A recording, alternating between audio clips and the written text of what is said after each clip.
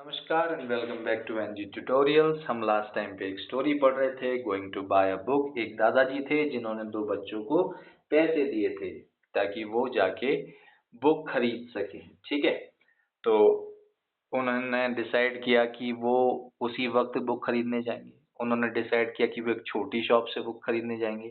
अब हमारी स्टोरी में आगे क्या होता है ये हम पढ़ने वाले आज। पॉइंटर को फॉलो कीजिएगा, वर्ड देखेंगे, मीनिंग समझेंगे और रीडिंग समझेंगे। वी डिड नॉट नो, हमें नहीं पता, विच बुक टू बाय, कौन सी बुक खरीदनी है।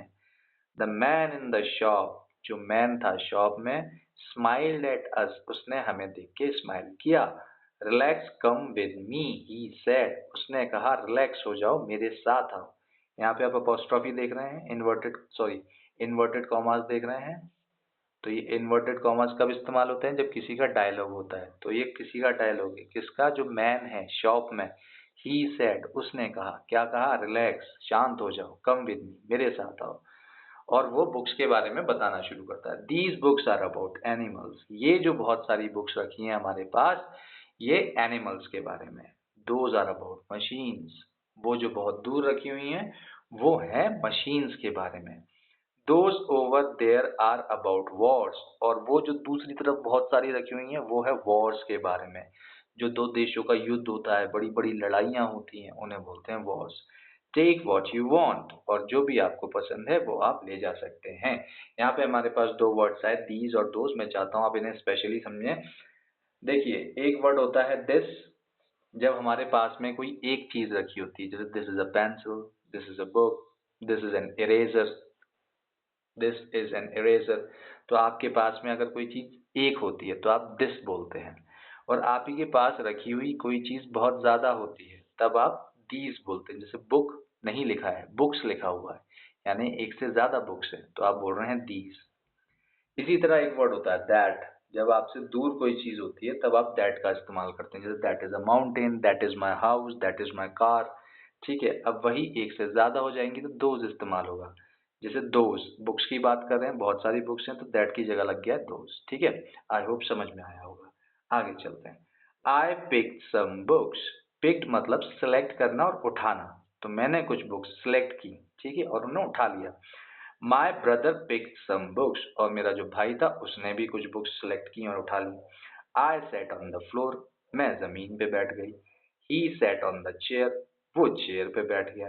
And we read, and we read, and we read, हमने पढ़ा और हमने बहुत ज्यादा ही पढ़ दिया, है ना?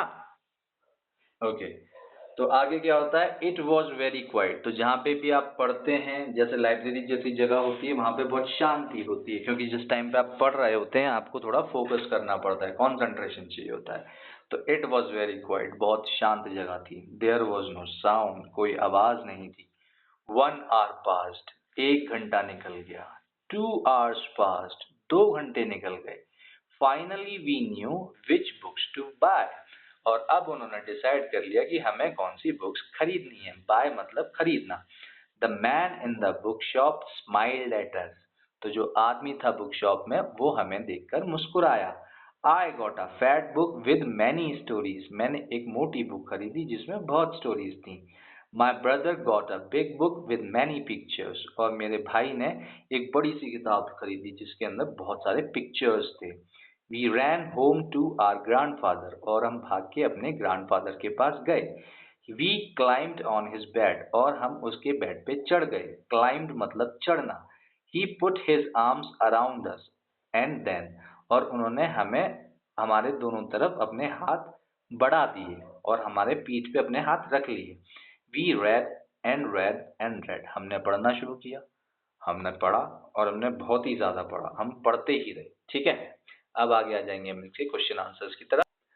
अब जैसा कि हमने चैप्टर पढ़ लिया है और हम पूरी तरह से तैयार हैं उसके क्वेश्चन आंसर्स करने के लिए, क्योंकि हमने चैप्टर पढ़ा भी है और समझा भी है। तो पहला क्वेश्चन आता है हमारे सामने, why did grandfather give the children money. और मैंने आपसे हमेशा बोला है, जैसे ही डिड आ जाएगा ना यहाँ पे, तो हमारा जो एक्शन वर्ड होता है वो पास्ट में चला जाएगा, मतलब पिछले कल में चला जाएगा।